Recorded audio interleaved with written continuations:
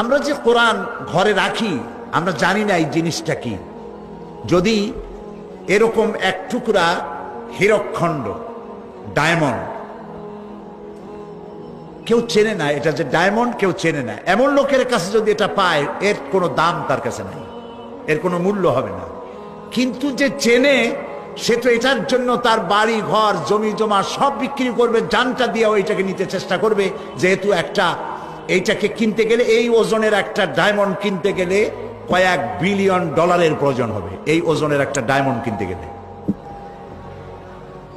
আমাদের ঘরের মধ্যে আল্লাহ রাব্বুল আলামিন ডায়মন্ডের চাইতে, রূপার চাইতে, স্বর্ণের চাইতে, হীরকখণ্ডের চাইতে, আকাশ এবং জমিনের চাইতে সব থেকে মূল্যবান একখানা কিতাব দিয়েছিলেন, যার নাম কোরআন শরীফ।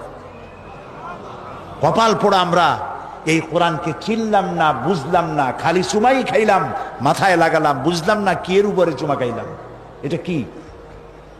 এই কোরআনের কাছে যখন মানুষ আসে বোঝার জন্য, কোরআনের কাছে যখন আসে, কোরআন, আমি কথাগুলি আরো বলেছি, যদি জিরো আসে কোরআন হিরো বানায় দেয়, আর হিরোরা এসে যদি বেয়াদবি করে আল্লাহ জিরো বানাইয়া জেলখানায় ঢুকায় দেয়, ঠিক না?